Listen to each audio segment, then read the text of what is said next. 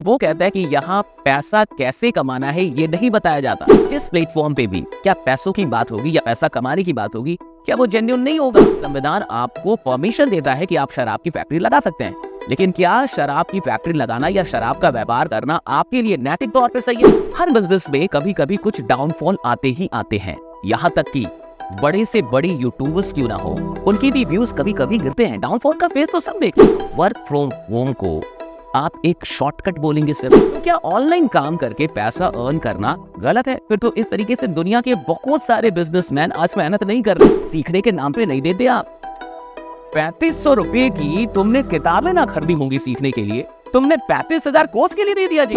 सीखना चाहता कौन है? सीखने का इंटरेस्ट किसको है? सब तो पैसों के पीछे भाग रहे हैं। संदीप माहेश्वरी सर को आप जानते हैं, या फिर जिस डॉक्टर विवेक बिंद्रा सर को आप जानते हैं ना, पैसों के चलते नहीं जानते, नॉलेज के चलते जानते हैं। अब मैं बात कर रहा हूँ मालिकों की, जो एफिलिएट कंपनियां चला रहे हैं। अब मालिक सुनो, क्या आप इस बात से इनकार कर देंगे कि 98% बच्चे तो ऐसे हैं जो 8 घंटे स्कूल जाते हैं ना, फिर भी शाम की ट्यूशन लगानी पड़ती है ताकि वो अच्छा कर पाए एग्जामिनेशन में। पब्लिक स्पीकिंग होती थी, ऐसा नहीं है।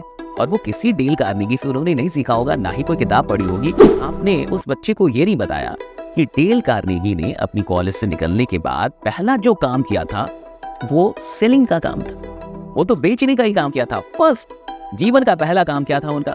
सेल्स का था। और क्या बेच रहे थे ये सुन लीजिए। आपने तो आज तक हमें यही सिखाया था कि डिग्रियों से कुछ नहीं होता। आपके वीडियोस हैं, मैं अपने एडिटर से कहूंगा कि वो वीडियो का कुछ पार्ट लगा दिया था। आपको नौकरी एक इंसान को देना है, तो क्या फाइनली आप सर्टिफिकेट दे के नौकरी दे दोगे? मतलब सर्टिफिकेट देखोगे नौकरी दे दोगे? नौकरी 2-4 हजार की मत दिलवा दीजिएगा, क्योंकि अब तो गार्ड को, चपरासी को भी 10-15 हजार मिलते हैं, तो कम से कम 20-25 हजार की बात कर लीजिए। इंश्योरेंस वाले कॉल आते हैं तो हम बोलते हैं कि हाँ हाँ बोलो, मजा आ रहा है, हाँ हाँ हाँ हाँ बोलते जाओ, मजा आ रहा है, हाँ हाँ, और आगे बढ़ो। यही तो था, आसान है, आपने यही तो पढ़ाया है।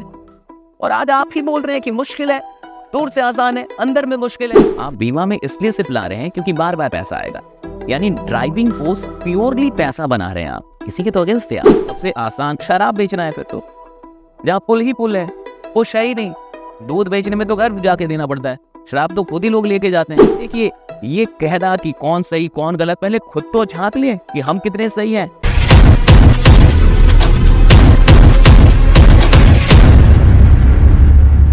नमस्कार दोस्तों, मैं आशीष कुमार तिवारी। सबसे पहले तो आप सबों का तहे दिल से शुक्रिया अदा करना चाहता हूं कि आप लोगों ने अपने इस चैनल को आज BS में पहुंचा दिया है। बहुत बहुत शुक्रिया आप तमाम लोगों का। आज बहुत दिनों के बाद एक वीडियो बना रहा हूं, और जैसा कि आप जानते हैं कि अभी पूरे हिंदुस्तान में एक बहुत बड़ी कंट्रोवर्सी चल रही है। यूट्यूब के ऊपर अब तक का ये सबसे बड़ा युद्ध है, क्योंकि इसमें 2 महान हस्तियां शामिल हैं।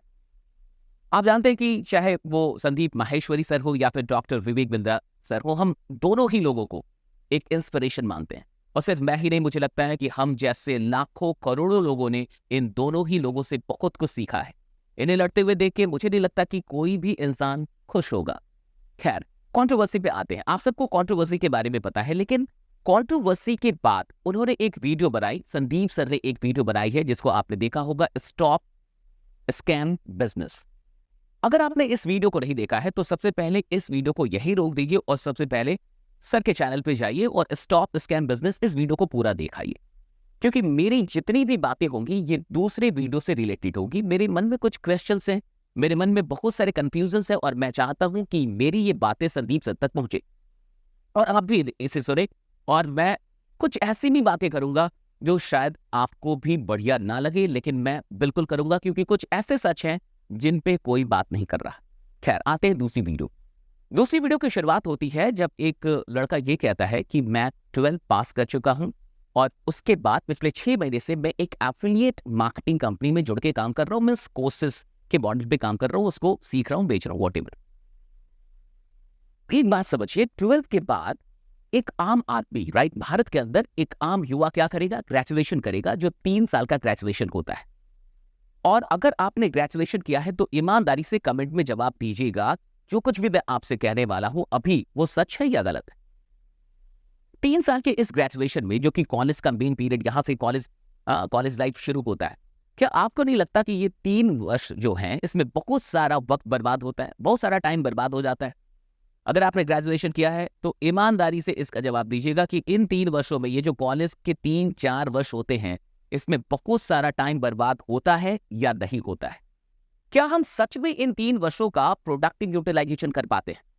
क्या सच में कॉलेज में जाने वाले सारे ही बच्चे कमाल की पढ़ाई करते हैं, या फिर इन 3 वर्षों का इतना सुंदर यूटिलाइजेशन करते हैं कि आगे की उनकी पूरी दुनिया बहुत सुंदर होने वाली है?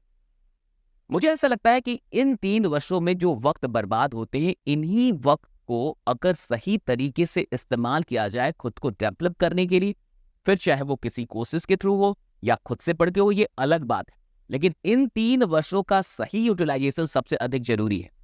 आज आप इस वीडियो को किसी शहर से, किसी बड़े छोटे न जाने कहां से देख रहे होंगे। अपने अंदर झांक के खुद से पूछिए कि अगर आप ग्रेजुएशन में हैं, अगर आप पढ़ाई कर रहे हैं, तो सच में कितनी ईमानदारी से पढ़ाई कर रहे हैं? क्या सच में इन 3-4 वर्षों का आप ईमानदारी के साथ इस्तेमाल कर रहे हैं, या फिर बहुत सारा वक्त आपका भी बर्बाद जा रहा है? ये खुद से पूछने की आवश्यकता तो है। आते वीडियो में आगे, वो बच्चा कहता है कि ये जो प्लेटफॉर्म है, हमारा जो प्लेटफॉर्म है, ये जेन्युइन है। और ये क्यों जेन्युइन है? क्योंकि वो कहता है कि यहाँ पैसा कैसे कमाना है ये नहीं बताया जाता, यहाँ स्किल डेवलप करने की बात होती है, जैसे कि कम्युनिकेशन स्किल, जैसे कि ईमेल मार्केटिंग, जो कोर्सेज आके फ्यूचर में इस्तेमाल होंगे या दुनिया में जिनका इस्तेमाल होगा, उन कोर्सेज को सिखाया जाता है, सीखने की बात होती है, और इन्हें सीख के आप इनकी बदौलत आप पैसा भी कमा सकते हैं। ये वो पूरी बात कहना चाहते हैं, आप जाके देखें। यानी एक बात समझिए, एक जेन्युइन प्लेटफॉर्म की परिभाषा क्या हो रही है कि अगर पैसा कमाने की बात है तो ये जेन्युइन नहीं है, और अगर पैसा कमाने की बात नहीं हो रही है तो ये जेन्युइन है। आप खुद सोचिए और देखिए, हम सबको संदीप माहेश्वरी सर ने एक बात सिखाई है कि किसी की भी बात पे आंख बंद करके भरोसा नहीं करना है। उन्होंने कहा कि खुद उनकी बात पे भी आंख बंद करके भरोसा ना किया जाए, तो सवाल तो करना होगा। सवाल कीजिए, क्वेश्चंस इंपॉर्टेंट हैं। यही तो उन्होंने सिखाया है, पिछले 10 वर्षों से वो यही हिंदुस्तान को सिखा रहे हैं कि आप सवाल करें, किसी पे भी अंधविश्वास ना करें। आप खुद सोचिए कि जिस प्लेटफॉर्म पे भी क्या पैसों की बात होगी या पैसा कमाने की बात होगी, क्या वो जेन्युइन नहीं होगा? मुझे ऐसा लगता है कि इंडिया के अंदर किसी भी डेमोक्रेटिक कंट्री में सबसे बड़ा कौन होता है? कॉन्स्टिट्यूशन होता है, राइट? और कोई भी काम, कोई भी प्लेटफॉर्म सही है या गलत है, इसको आप दो इसके मापदंड है। पहला, कि क्या उसे संविधान सही करार दे रहा है, और दूसरा, क्या वो नैतिक स्तर पे सही है। दो ही है, क्या संवैधानिक स्तर पे सही है और क्या नैतिक स्तर पे सही है। अगर कोई भी काम इन 2 स्तरों पे, इन 2 मानकों पे सही है तो फिर वो सही है।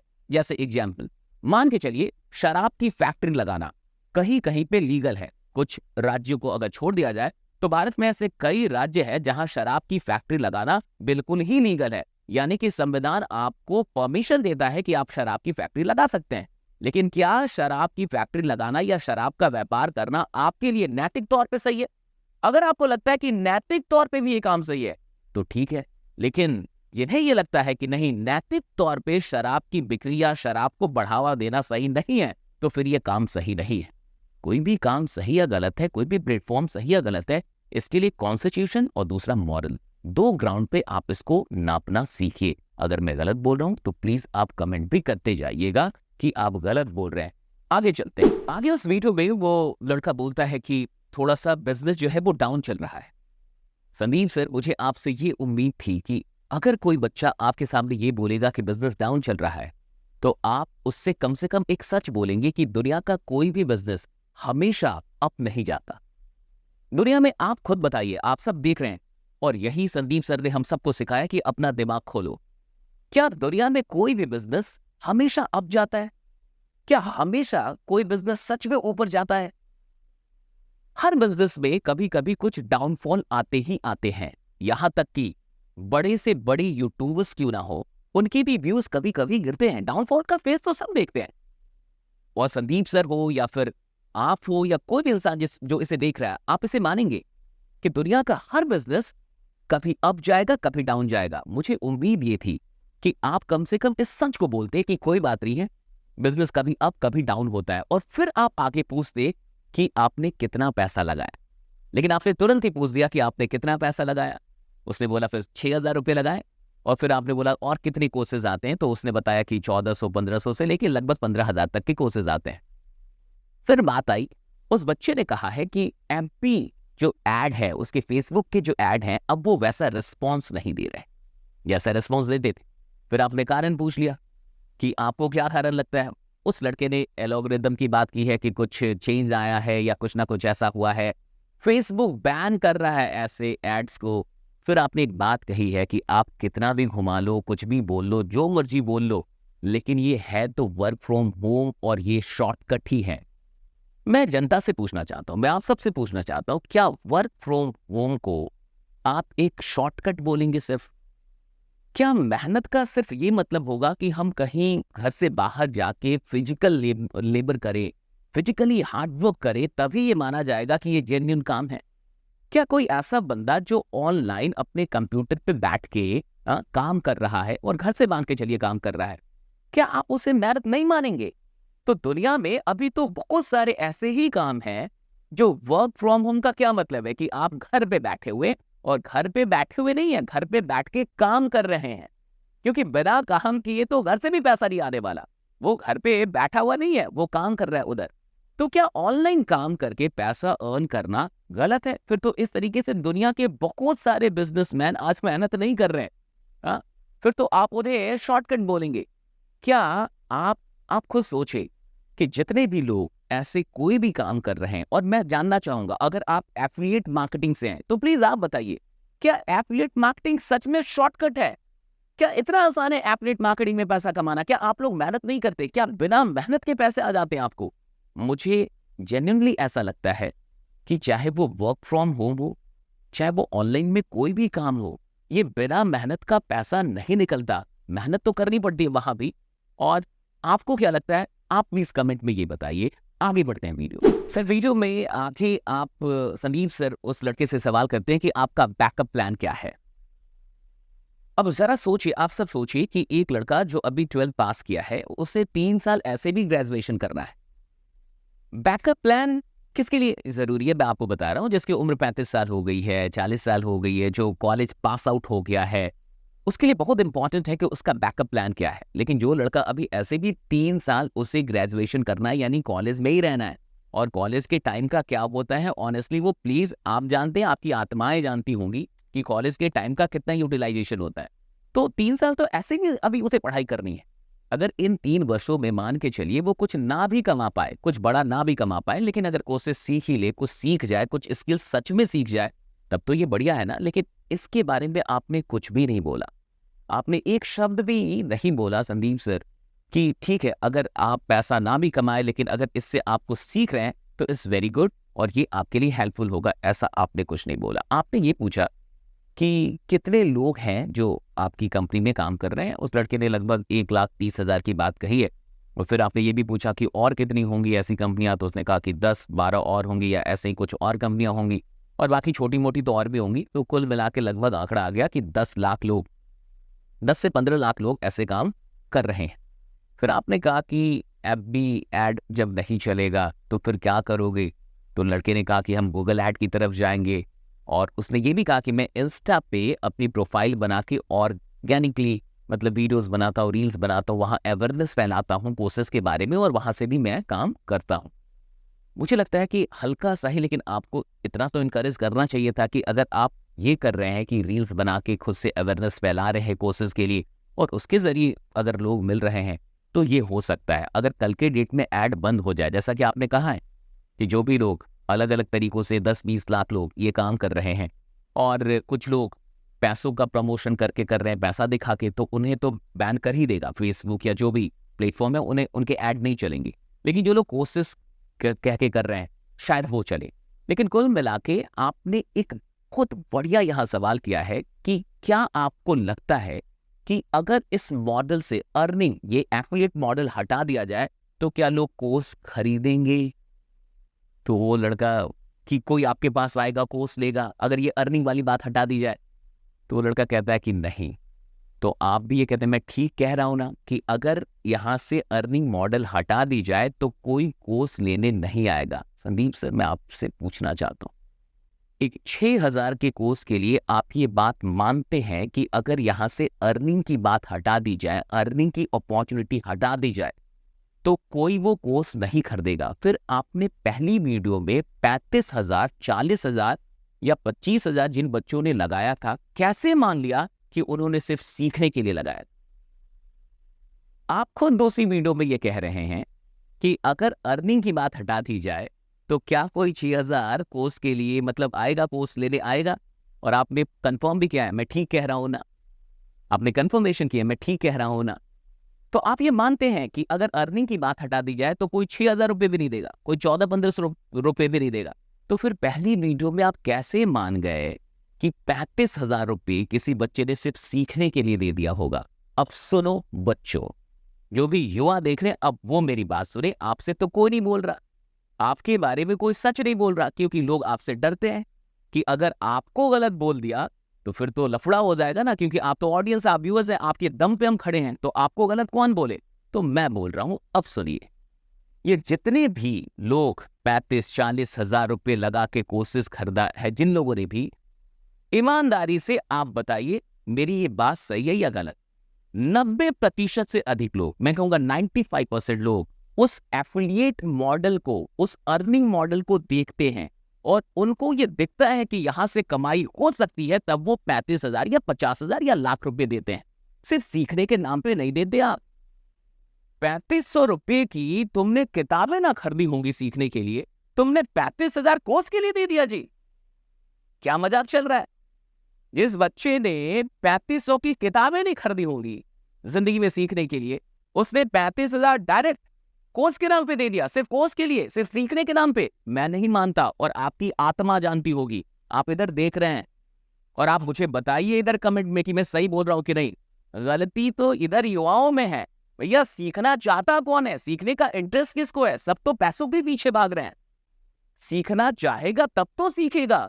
सबसे बड़ी बात यह है कि जितने भी पैसे, ये 35-40 हजार, कोई नहीं बोल रहा इसमें, कोई नहीं कह रहा कि आप गलत है, कोई नहीं कह रहा। मैं कह रहा हूं कि आप किस मंशा से आ रहे हैं, आप किस नीयत से आ रहे हैं, आपका उद्देश्य क्या है किसी चीज के पीछे भागने का? क्योंकि जिस चीज के लिए भागेंगे ना, वही चीज अंत में मिलेगी। आप भाग किसके लिए रहे हैं?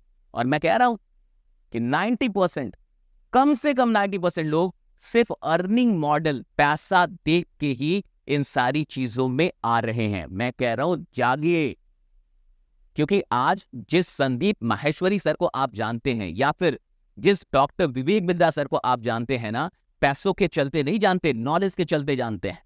इन्होंने पढ़ाइयाँ की हैं, पढ़े हैं। ये भले ही Sandeep Maheshwari sir college drop out हैं, बीकॉम शायद वो ड्रॉप आउट हैं, कोई बात नहीं, लेकिन किताबें जितनी उन्होंने पढ़ी है, जितनी नॉलेज उनके पास है, डॉक्टर विवेक बिंद्रा सर भगवत गीता से लेके ना जाने बिजनेस की, मतलब कितनी नॉलेज है, कितनी पढ़ाई की है, कितना कुछ सीखा है।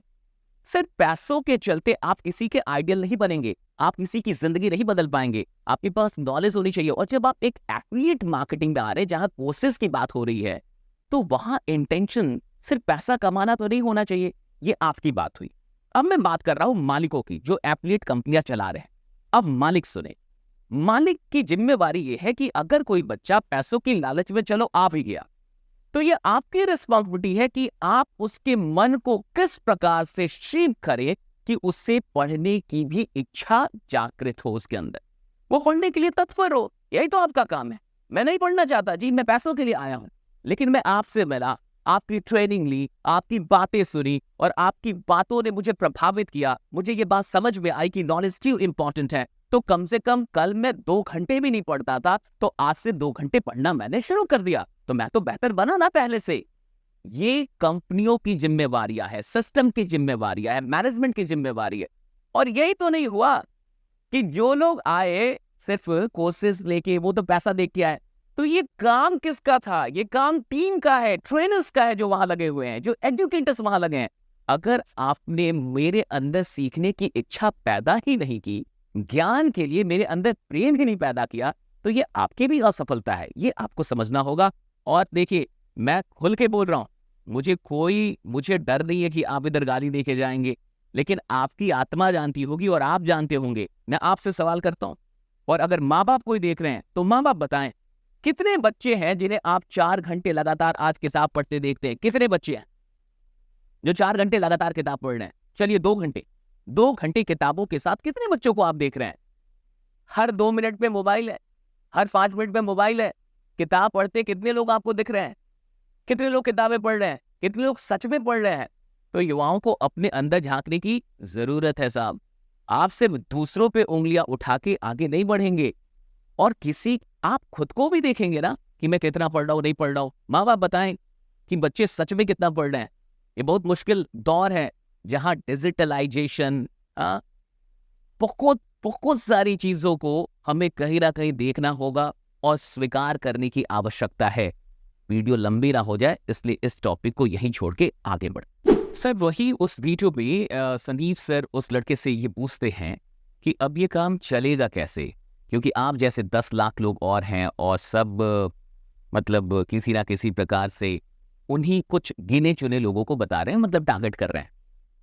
अपना दिमाग खोलिए सब लोग, ये गिने चुने लोग नहीं हैं। अगर ये सिर्फ स्टूडेंट्स को भी टारगेट कर रहे हैं, एक बात समझिए, भारत में 60% युवा हैं। अगर हम 140 करोड़ आबादी मानते तो इसका 60% लगभग 84 करोड़ होता है। क्या 84 करोड़ की संख्या को आप गिने चुने लोग बोलेंगे? खुद सोचिए, 84 करोड़ बहुत होते हैं, और 60% युवा तो हैं, ये तो हम सब जानते हैं। चलिए मैं मान के चलता हूँ 50 करोड़ नहीं ले लीजिए, फिर भी बहुत बड़ा नंबर है। 50 करोड़ ये गिने चुने लोग नहीं हैं, और ये 10 लाख लोग इतने लोगों तक पहुंच भी नहीं पाएंगे, बहुत टाइम लग जाएगा। अब एक बात समझिए, इसी वीडियो में आगे संदीप सर एक और बात कह रहे हैं कि गूगल ऐड बंद कर देगा। मतलब अगर आप कोर्स की बात करेंगे, फिर अगर एफिलिएट प्रोग्राम बीच से हटा दिया जाए तो फिर ये कैसे होगा? अगर एफिलिएट प्रोग्राम बीच से हटा दिया जाए तो फिर ये कैसे चलेगा आपका काम? तो वो बच्चा बड़ा अच्छा जवाब देता है कि 2 प्रकार के लोग आते हैं सर। एक वो होते हैं जो पहले कोर्सेज को चेक करते हैं कि उनमें क्या क्या सिखाया जा रहा है, कंटेंट को थोड़ा देखते हैं क्या क्या है। और दूसरे वो आते हैं जिन्हें सिर्फ पैसा कमाने से मतलब है, उनको कोर्स सेल करना है और पैसा कमाना है, दैट्स इट।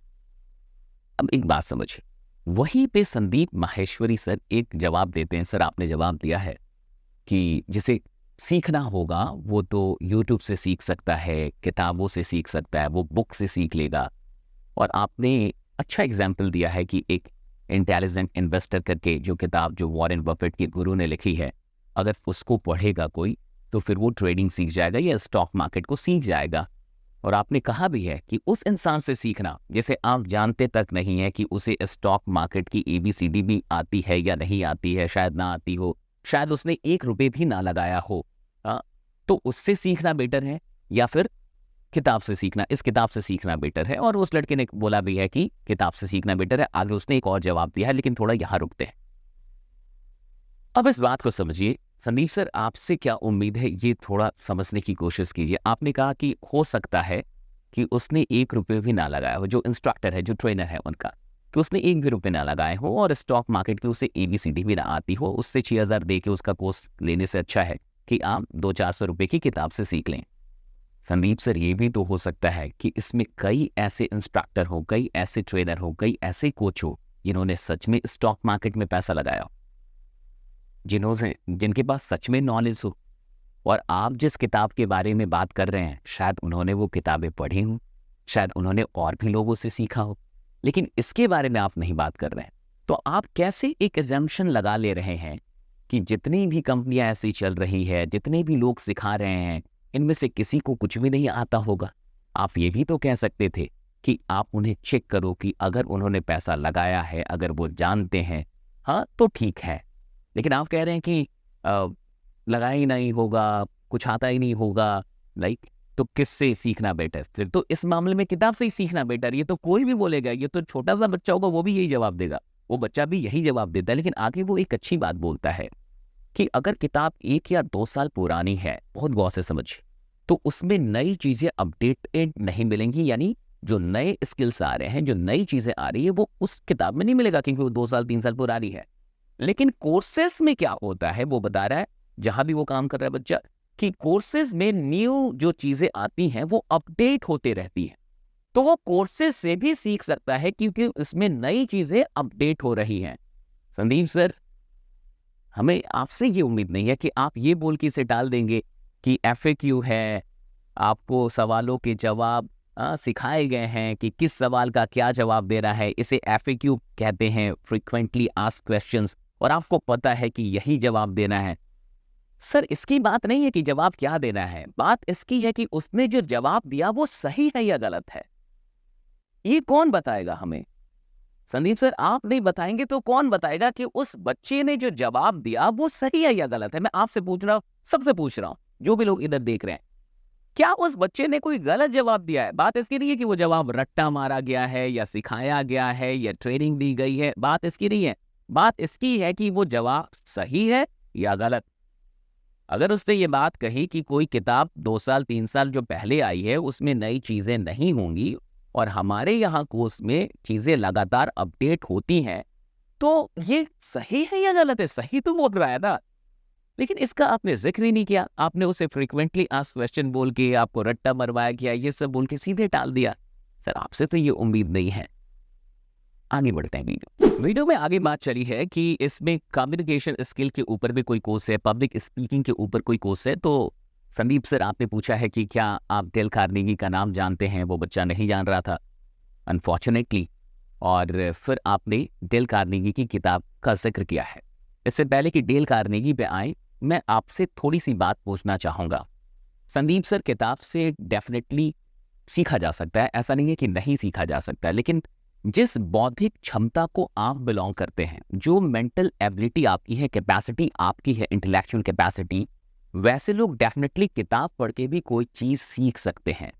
लेकिन मुझे ये बताइए और आप सब बताइए कि भारत में या कहीं भी 100 में कितने ऐसे लोग हैं, मेरे ख्याल से 2%, जो किताबों से सीख सकते हैं, जो किताब पढ़ के कोई चीज़ सीख जाए, हाँ, ट्रेडिंग सीख जाए, शेयर मार्केट सीख जाए।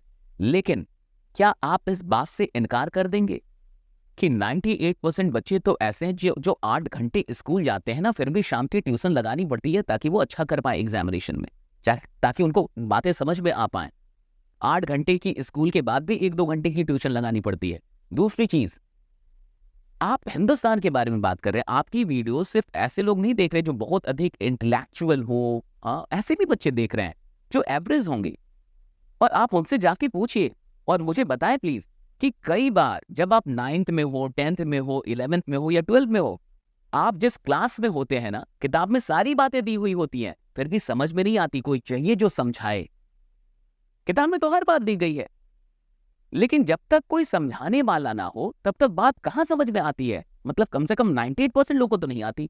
हाँ, 2% लोग होंगे एक्स्ट्राऑर्डिनरी जिनको समझ में आ जाती है कि किसी टीचर की आवश्यकता नहीं है, किसी ट्रेनर की आवश्यकता नहीं है, किसी की आवश्यकता नहीं, वो किताब पढ़ के ही सीख जाएगा।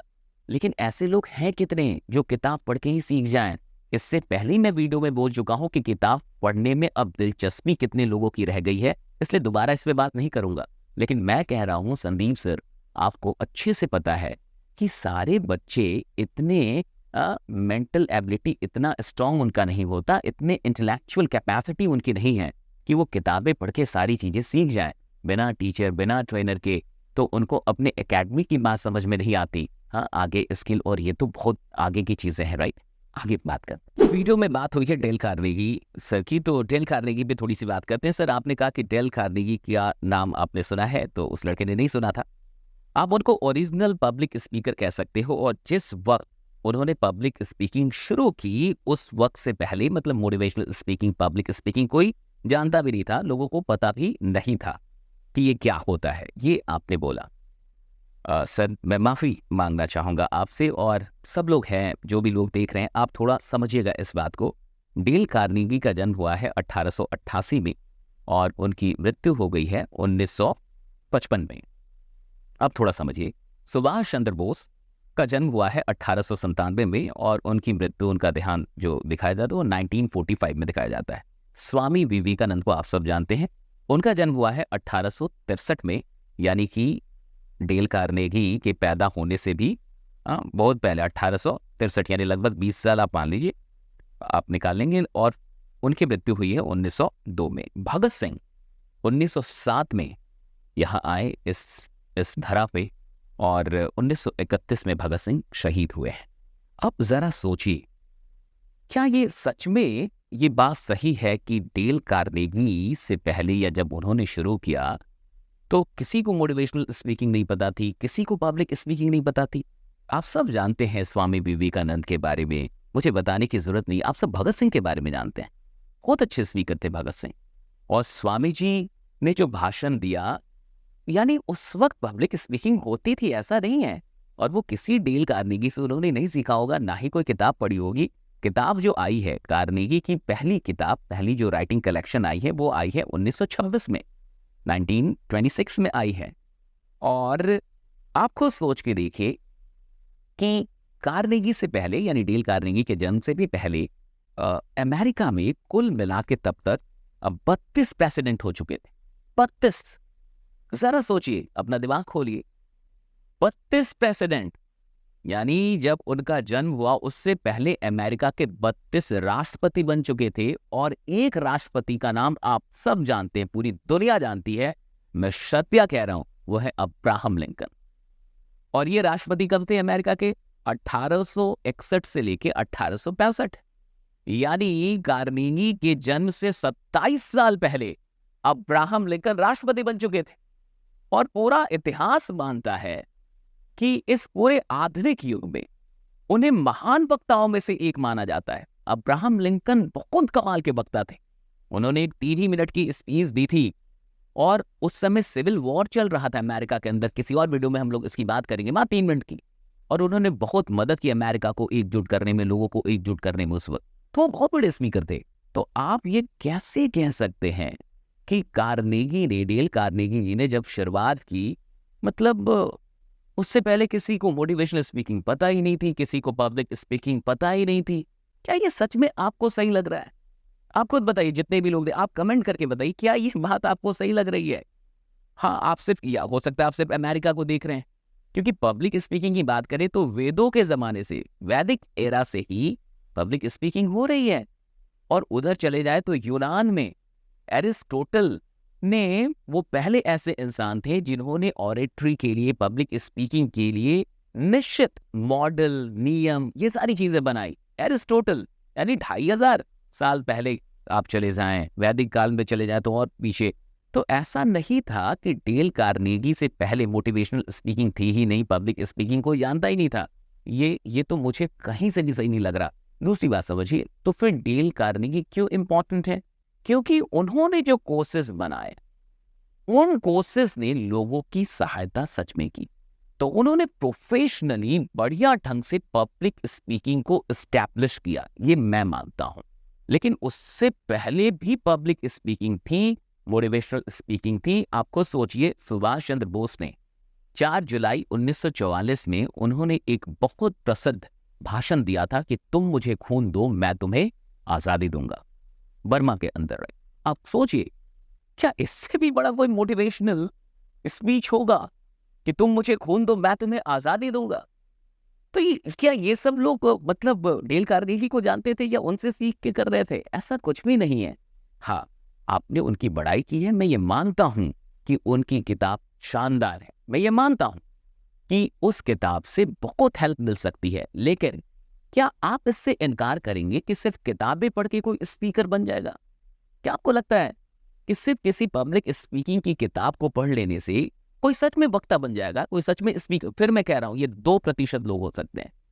98% लोगों को तो कोई कोच चाहिए ही होगा, कोई ट्रेनर चाहिए ही होगा, जो उनको देखे, उनको सुधारे, उन पे मेहनत करे। बिना इसके तो पब्लिक स्पीकिंग इतनी भी आसान नहीं है। जैसा कि आपने सुना होगा कि अगर आपको तैरना है तो किताब पढ़ के आप कभी नहीं तैर पाएंगे। चाहे पूरी दुनिया की किताबें पढ़ लीजिए कि तैरा कैसे जाता है, तैराकी पे 1000 किताबें पढ़ने के बाद भी पानी में डूबना तय है। क्योंकि तैरेंगे तब जब आप नदी में या पानी में उतरेंगे। कुल मिला के मुझे नहीं लगता कि सिर्फ किताबों से, वहाँ किताबें सहायक हैं, किताबें ज़रूरी हैं, मैं किताबों का समर्थन करता हूँ, लेकिन मैं ट्रेनर और कोच का जो रोल है इसे कभी भी खारिज नहीं कर सकता। क्योंकि 2% लोग उस इंटेलेक्चुअल कैपेसिटी को बिलोंग करते हैं जिनकी बात आपने की है।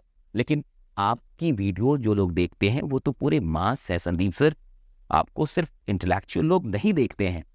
अगली बात, आपने डेल कार्नेगी के बारे में बताया, बहुत अच्छा, लेकिन आपने उस बच्चे को ये नहीं बताया कि डेल कार्नेगी ने अपनी कॉलेज से निकलने के बाद पहला जो काम किया था वो सेलिंग का काम था। वो तो बेचने का ही काम किया था। फर्स्ट जीवन का पहला काम क्या था उनका? सेल्स का था। और क्या बेच रहे थे? ये सुन लीजिए, कॉरस्पॉन्डेंस कोर्स। वो कुछ और नहीं बेच रहे थे, उन्होंने जीवन में कॉरस्पॉन्डेंस कोच रैंचर्स को, मतलब वो पशुपालक होते थे अमेरिका के अंदर, तो उनको वो कॉरस्पॉन्डेंस कोर्स बेचते थे। फार्म के मालिकों को, वो बड़े बड़े वो लोग पशुपालक होते, फार्म होते थे उनके, तो उनको वो कॉरस्पॉन्डेंस कोर्स बेचने का काम करते। ये पहला काम था उनके जीवन का। उसके बाद से उन्होंने साबुन भी बेचा है, और भी चीजें बेची हैं, कुछ खाद्य पदार्थें बेची हैं, राइट, बहुत सारी चीजें बेची हैं। और कुल मिला के जब उनके पास $500 हो गए, जब उन्होंने सेल्स करके $500 सेव कर लिया है, तब उन्होंने सेलिंग का काम छोड़ा है। तब जाके उन्होंने छोड़ा, और फिर जाके वो एक उस समय, उस दौर में अमेरिका के अंदर आपको इंस्टीट्यूशन चल रही थी जिसको आप चौटोक्वा कहते हैं। तो चौटोक्वा जो थी, ये एक ऐसी इंस्टीट्यूशन थी जो एडल्ट को पढ़ाती थी, जो वयस्क हो गए हैं उनको पढ़ाती थी, और पढ़ाने का तरीका इनका अलग था। एजुकेशन और एंटरटेनमेंट दोनों होता था। तो एजुकेशन भी होता था तो और एंटरटेनमेंट भी, यानी स्पीकर्स भी आते थे, टीचर्स भी आते थे, और एंटरटेनर्स भी आते थे, और इस तरीके से एडल्ट लोगों को वहां पे पढ़ाया जाता था। ये चौटोक्वा करके एक इंस्टीट्यूशन, इस इंस्टीट्यूशन का लेक्चरर बनना ही उनका सपना था। तो सेल्स की जॉब उन्होंने छोड़ दी, सेल्स का काम छोड़ दिया जब $500 हो गए, और अपने सपनों को पूरा करने में वो लग गए। ये कहानी डेल कार्नेगी की है, लेकिन ये आपने नहीं बताया, वो भी कोर्स ही बेच के और सेल्स करके ही फिर वहां तक पहुंचे हैं। आगे और भी लंबी कहानी है, किसी और वीडियो में फिर हम लोग बात कर लेंगे डेल कार्नेगी पे। लेकिन कुल मिला के मैं आपसे ये पूछना चाहूंगा कि ये जो आपने बात कही, और जनता से भी पूछना चाहूंगा कि डेल कार्नेगी ने जब शुरू किया तब किसी को मोटिवेशनल स्पीकिंग पता ही नहीं थी, पब्लिक स्पीकिंग पता ही नहीं थी, और अमेरिका में तब तक 32 राष्ट्रपति बन चुके थे, और अब्राहम लिंकन जैसे लोग उनके जन्म से 27 साल पहले पैदा हो चुके थे। और सिर्फ अमेरिका क्यों देखे, आप इधर स्वामी जी को भी देखिए, सुभाष चंद्र बोस को देखिए, भगत सिंह को देखिए, और भी लोगों को देखिए, राइट। तो मुझे नहीं लगता कि ये बात सच है। आप क्या कहते हैं, कमेंट करके जरूर बताइए। चलते हैं आगे। दोस्तों, इसी वीडियो में आके संदीप सर ने एक बात कही है। संदीप सर, अगर आप भी देख रहे हैं, और मैं बिल्कुल अपने कंफ्यूजन्स आपसे दूर कर रहा हूं और कुछ भी नहीं, आपने एक बात कही है कि अभी हम जिस एज में रह रहे हैं, ये एक इंफॉर्मेशन टेक्नोलॉजी यानी इंफॉर्मेशन एरा है, और यहाँ इंफॉर्मेशन फ्रीली अवेलेबल है। अगर कोई सीखना चाहता है तो वो स्टैनफोर्ड या ऑक्सफोर्ड के प्रोफेसर से डायरेक्टली सीख सकता है, उनके लेक्चर्स अवेलेबल हैं। मैं सबसे पहले तो जनता से पूछना चाहूंगा, आप सबसे पूछना चाहूंगा कि क्या आप स्टैनफोर्ड और ऑक्सफोर्ड के यूट्यूब चैनल पे गए और आपने चेक किया कि वहां पे कैसे लेक्चर्स हैं, और क्या आपने सच में वहां जाके देखा कि कौन कौन से कोर्सेज सच में अवेलेबल है वहां पे? मैंने देखा, आप भी जाके देख के आ जाइए। और मुझे बिल्कुल भी ऐसे कोर्सेज, ऐसे लेक्चर्स नहीं मिले जो मेरे लिए हो, या फिर आम जनता के लिए, आम जो यूथ्स हैं, 90% यूथ्स हैं उनके लिए हो। शायद वो किसी 1-2% लोग के लिए हो सकते हैं, लेकिन फिर भी कुछ भी पूर्णता के तौर पे, मतलब कंप्लीट तौर पे कोई कोर्स, कोई लेक्चर्स वहां पे नहीं है। अगर आपको विश्वास नहीं है, आप भी जाके देख के आइए। फिर जो मन वो कमेंट इधर कर दीजिएगा कि मैं सही बोल रहा हूँ या गलत बोल रहा हूँ, मुझे नहीं मिल। हाँ, मैं वेबसाइट पे नहीं गया हूँ, मैं ऑक्सफोर्ड के वेबसाइट पे नहीं गया, और मैं स्टैनफोर्ड के वेबसाइट, लेकिन यूट्यूब चैनल जो उनके हैं वहां पे इस प्रकार की, जैसे वो बता रहे हैं कि प्रोफेसर्स के लेक्चर्स अवेलेबल हैं, इसका ये मतलब निकलता है कि वहां जो क्लासेस चलती हैं और उसके सारे के सारे वीडियोस अवेलेबल है, उधर लेक्चर्स अवेलेबल है। ऐसा नहीं है, आप जाके देख लीजिए। और अगर आपको कोई कोर्स मिलता है जो सच में कंप्लीट तौर पे वहां सिखाया गया हो, तो प्लीज यहाँ भी आके कमेंट में उसका लिंक दे दीजिएगा। आगे की बात सुनिए। संदीप सर, आपको लगता है कि ऑक्सफोर्ड और स्टैनफोर्ड के प्रोफेसर को ये पूरा देश समझ पाएगा, और देश के जो युवा हैं वो सच में उनके लेक्चर्स को समझ पाएंगे? मुझे नहीं लगता, क्योंकि कई ऐसे भी बच्चे हैं इस देश में जो उनकी अंग्रेजी में हो रही बातों को वो तो समझ ही नहीं पाएंगे। तो ऑक्सफोर्ड, स्टैनफोर्ड से हर इंसान तो नहीं सीख सकता, उसको उसके स्तर का भी कोई ना कोई टीचर चाहिए, कोई ना कोई ट्रेनर चाहिए जो उसको सिखा पाए। बाकी जब बच्चे, जो भी बच्चे हैं, जो जेनजी वाले बच्चे हैं, जो नए ज़माने के बच्चे हैं, जब आप जाके देखेंगे, मुझे लगता ही नहीं कि आप टिक पाएंगे। आप वो बोरिंग टाइप के लेक्चर्स होते हैं। अच्छा, ये बात कहते हुए मैं माफ़ी भी मांग रहा हूँ, लेकिन मैं जितना जानता हूँ नए ज़माने के बच्चों को, मुझे नहीं लगता कि वो इतना इंटरेस्ट ले पाएंगे। और आपको भी होता है कि नॉलेज के लिए एक इंटरेस्ट भी चाहिए। अगर इंटरेस्ट चाहिए नहीं तो मजबूरी में आप कितना नॉलेज लेंगे, इस बात को समझिए। आगे एक और बात हुई है कि जो चीज़ें आपने कहा कि फ्रीली अवेलेबल है, या 200-300 में मिल सकती है, उसके लिए ऐसे इंसान को मतलब पैसा क्यों देना, या ऐसे इंसान से आप क्यों सीख रहे हैं जो कहीं स्टैंड ही नहीं करता पूरे स्ट्रक्चर में। संदीप सर, मैं आपसे ये जानना चाहूंगा कि आप किस स्ट्रक्चर की बात कर रहे हैं? कौन सा ऐसा स्ट्रक्चर है जहां स्टैंड करना पड़ेगा तब आप परमिशन देंगे, या तब आपको लगेगा या सबको लगने लगेगा कि हाँ, ये बंदे से सीखा जा सकता है? ये कौन सा स्ट्रक्चर है? किस स्ट्रक्चर की बात हो रही है? क्या वो कोई अमेरिकन लिस्ट है, या कौन सा कि मैं अगर इतना एबल हो जाऊं, या इस स्ट्रक्चर में मैं कौन सा स्ट्रक्चर? पहले तो मुझे ये नहीं पता चल रहा कि मेरा नाम किधर हो जाना चाहिए ताकि मैं लोगों को ये बोल पाऊं कि मैं कुछ सिखा सकता हूं। और एक बात मैं आप सबसे पूछना चाहूंगा, हो सकता है कि आपके जो टीचर होंगे, कई लोगों ने अंग्रेजी कहीं सीखी होगी, कई लोगों ने बोलना कहीं पे सीखा होगा, हो सकता है आप किसी छोटे से शहर से, हाँ, ये इतना बड़ा देश है और वहाँ पे किसी टीचर से आपने सीखी होगी और सच में आप सीख गए होंगे। मैंने भी ऐसे ही सीखी है और थोड़ा बहुत बोल ही ले रहा हूँ। तो मुझे लगता है कि उस टीचर का नाम, वो जो भी आपके टीचर, पूरा देश तो नहीं जानता होगा, और शायद वो भी इस स्ट्रक्चर में, जो स्ट्रक्चर की बात सर आप कर रहे हैं, मुझे तो पता भी नहीं कि कौन सा स्ट्रक्चर है, शायद वो कहीं भी स्टैंड ना करते हो, लेकिन उन्होंने बच्चों को सिखाया तो है, उनका कंट्रीब्यूशन तो है। तो फिर आप ये कौन सा स्ट्रक्चर कह रहे हैं, मुझे ये नहीं समझ में आ रहा। और आप सर ये कैसे जान गए कि जो बंदा सिखा रहा है वो सच में कहीं स्टैंड नहीं करता? आप तो ये कह सकते थे ना कि आप पहले देखो कि जो सिखा रहा है उसे खुद बोलना आता है कि नहीं, जो पब्लिक स्पीकिंग ट्रेनर बनने की बात कर रहा है वो खुद लोगों के बीच में जाके बोल पा रहा है कि नहीं। उसको ऐसा तो नहीं कि वो स्टेज पे जाके खुद फ्रस्ट्रेटेड हो जा रहा है, वो प्रभावित नहीं कर पा रहा, उसमें कोई इन्फ्लुएंस नहीं है। तो ऐसे लोग से मत सीखो। आप ये बोल सकते हैं, आप ये बोल सकते थे कि पहले देख लो, अगर तुम्हें लगता है कि वो अच्छा पब्लिक स्पीकर है, हाँ, वो बढ़िया बोलना जानता है, तो डेफिनेटली तुम उससे सीख सकते हो। ये बात आप बोली नहीं, आप तो सीधे खारिज कर रहे हैं कि वो कहीं स्टैंड ही नहीं करता, वो किसी स्ट्रक्चर में स्टैंड नहीं कर रहा। लेकिन आप कैसे मान रहे हैं? आपने देखा क्या सारे एफिलिएट के टीचर्स को आपने चेक कर लिया है? किस तरीके से आप ये बातें कर रहे हैं, मुझे बिल्कुल समझ में नहीं आ रहा। प्लीज संदीप सर, मुझे समझाइए, सबको समझाइए। मुझे लगता है ये सवाल सिर्फ मेरे अंदर नहीं होगा, और भी लोग के अंदर होगा। शायद आपसे कोई पूछ नहीं पा रहा, शायद कोई वीडियो नहीं बना पा रहा, शायद कोई बोल नहीं पा रहा, लेकिन मुझे ये बात सच में जाननी है कि वो स्ट्रक्चर कौन सा है, कैसे उधर स्टैंड हम लोग कर सकते हैं। दूसरी चीज, आपने आगे एक बात कही है कि अगर मेरी बात समझ में आ जाए तो 1 से 4 साल तुम कुछ ऐसा करो ताकि लाइफ लॉन्ग पैसा कमा पाओ। 1 से 4 साल मतलब अपने लाइफ में, आपने पूछी कि उम्र कितनी है, तो अब 1 से 4 साल कुछ ऐसा करो, यानी आने वाले 1 साल, 2 साल, 3 साल, 4 साल में कुछ ऐसा कर लो कि लाइफ लॉन्ग तुम पैसा कमाओ। सर प्लीज, अगर आपके पास कुछ ऐसा है कि 3 ही 4 साल काम करने के बाद लाइफ लॉन्ग पैसा कमाया जा सकता है, तो आप सबको बता दीजिए, सब लोग वही काम कर लेंगे। वैसे आपने बताया भी है और उस पर भी हम लोग आएंगे जिसकी बात आपने की है, लेकिन उससे पहले आपने एक बात पूछी है कि क्या आपको सर्टिफिकेट मिलता है।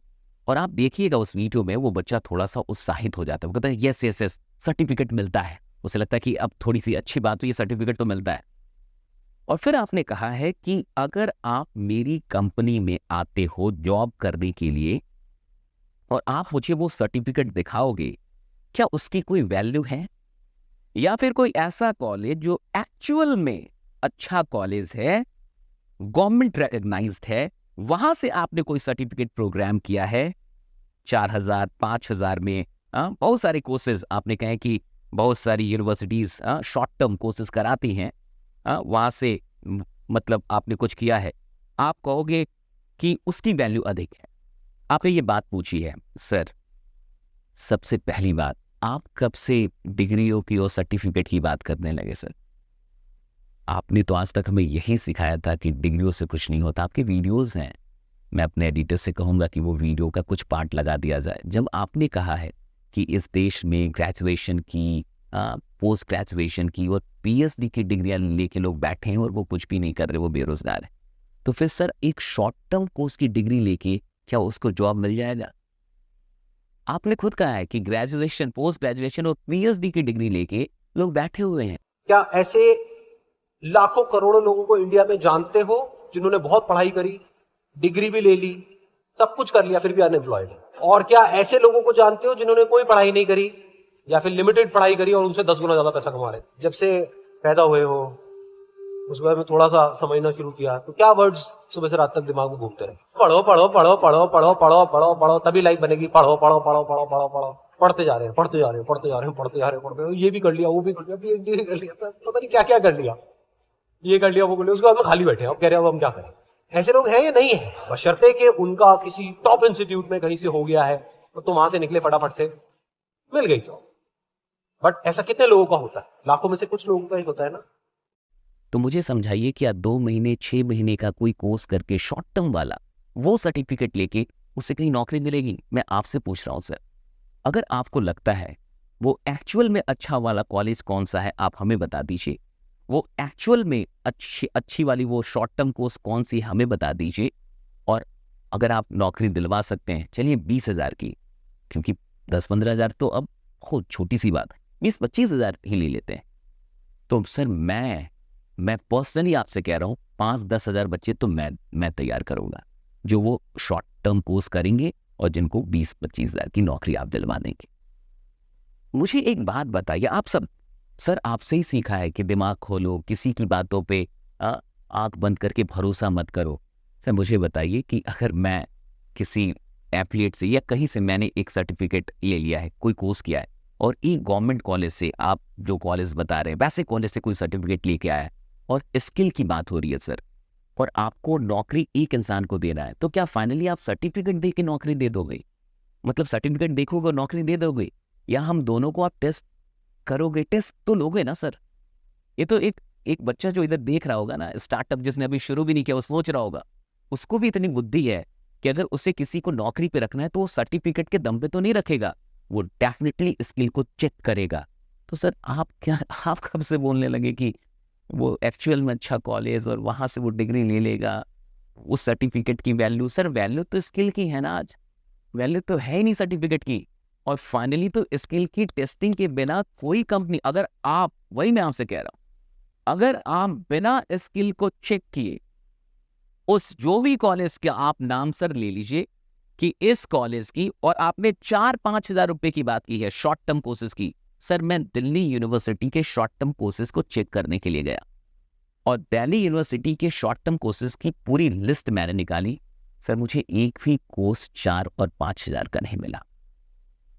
सर 1-2 कोर्स थे सॉफ्ट स्किल पे, अब वो नहीं अवेलेबल हैं, वो 2-4 हजार के थे, लेकिन सर सारे कोर्सेज कोई 20 के, कोई 35 के, कोई 40 के, राइट, ऐसे है 20, मतलब 7,000 से सब ऊपर है, 8-10 हजार, मतलब सब 15-20 हजार। मैं कहूँगा कि इधर वीडियो में उसको दिखा दिया जाए। तो सर एक बात समझिए, आपने 4-5 हजार बोल दिया, आपने शॉर्ट टर्म कोर्सेज की कीमत नहीं देखी। हाँ शायद इग्नू कराती हो तो वो कॉरेस्पॉन्डेंट, तो क्या आप उसको एक्चुअल में अच्छा वाला बोलेंगे तो वो आप बता दीजिएगा, क्योंकि एक्चुअल में अच्छा वाला कौन सा कॉलेज है वो सिर्फ आप ही बता पाएंगे। दूसरी बात सर, आप जो भी एक्चुअल में अच्छा कॉलेज आप मानेंगे कि ये गवर्नमेंट रिकॉग्नाइज्ड हो और ये एक्चुअल में अच्छा है, मुझे एक बात बताइए, क्या पूरा हिंदुस्तान, आपको देखने वाले लाखों बच्चे, क्या वो सब उस कॉलेज में आ पाएंगे? कोई भागलपुर में रहता होगा, कोई मध्य प्रदेश के किसी छोटे जिले में होगा, कोई कहीं केरला में होगा सर, और उस छोटे से जिले में जो इंस्टीट्यूशन है, जो कॉलेज है, आप कैसे तय करेंगे कि वो अच्छा वाला है कि नहीं, कि वो बढ़िया वाला है कि नहीं?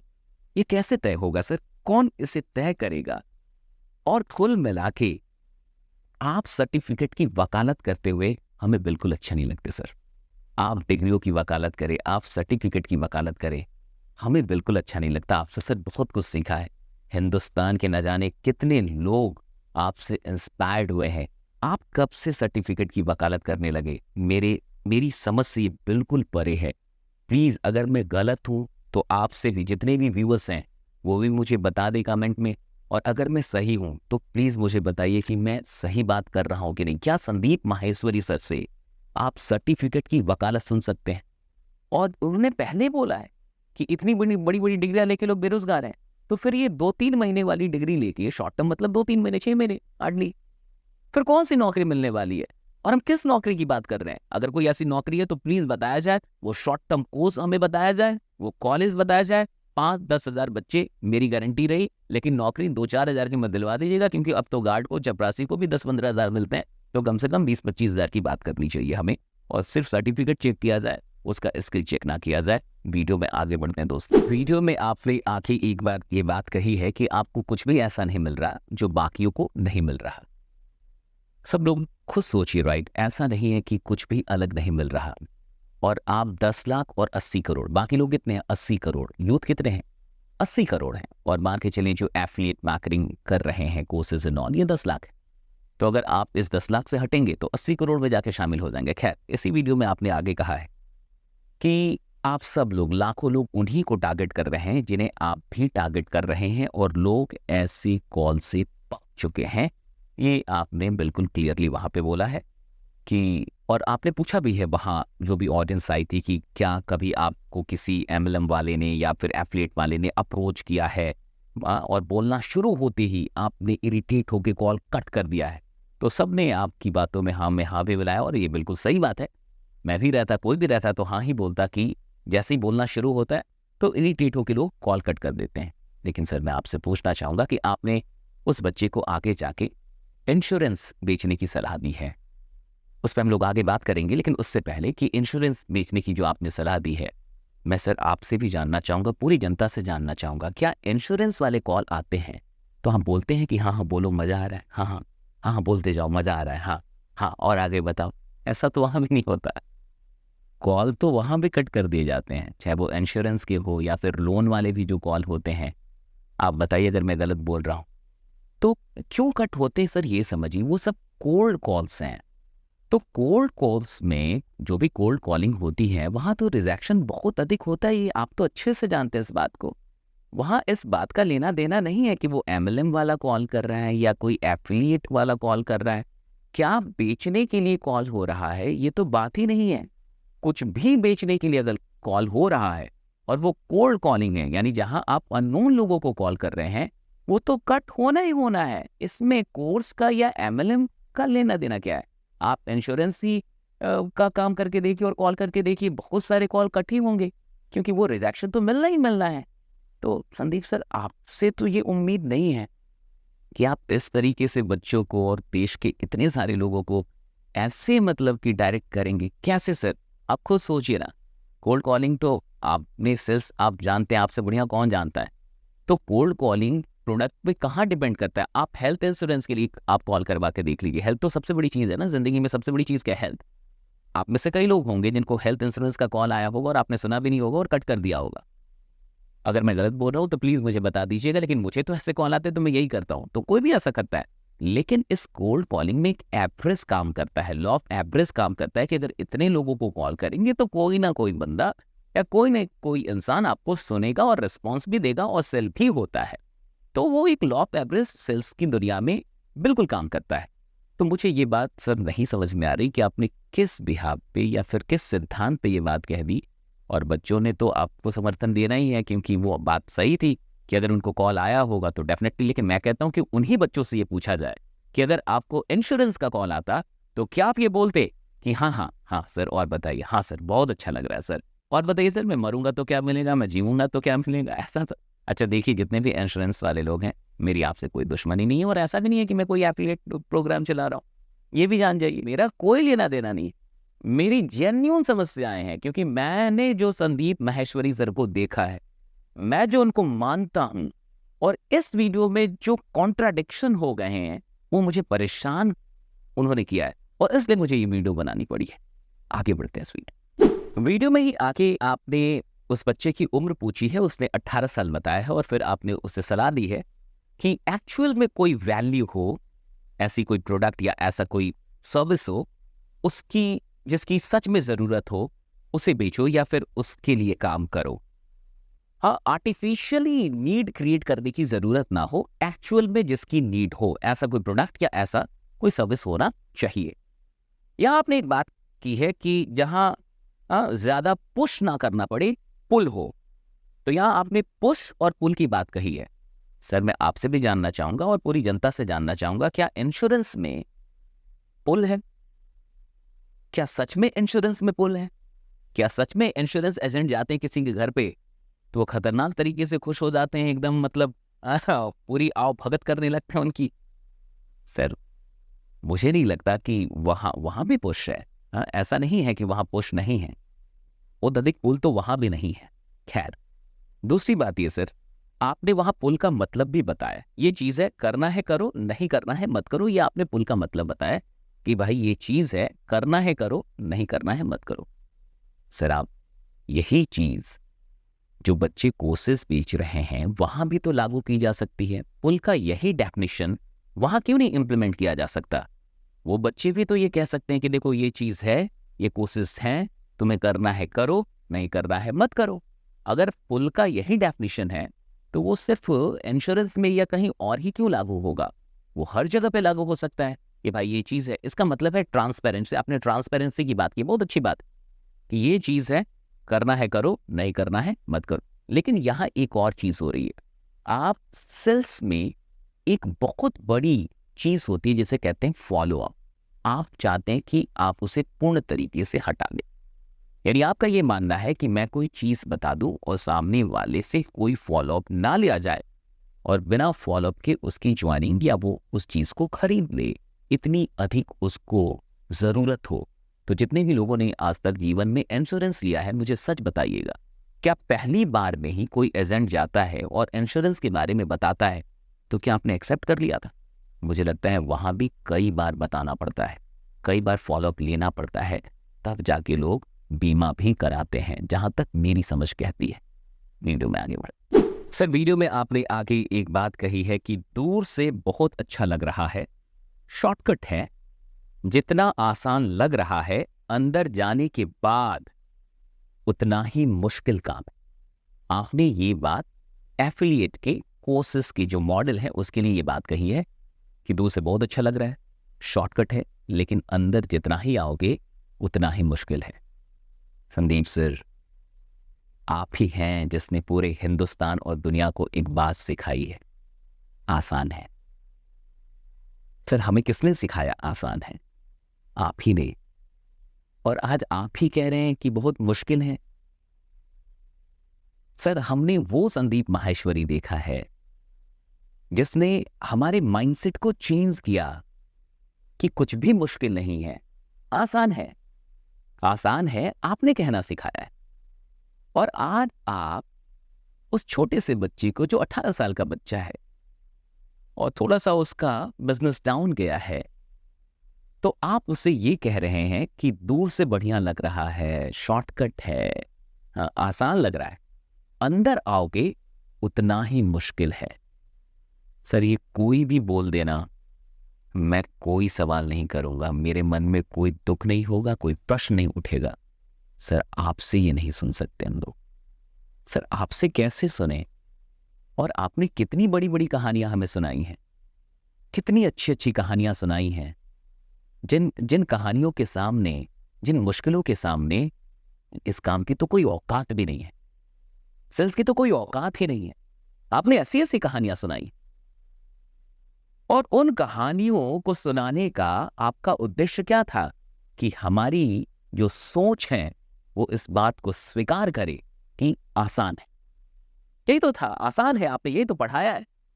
और आज आप ही बोल रहे हैं कि मुश्किल है, दूर से आसान है, अंदर में मुश्किल है।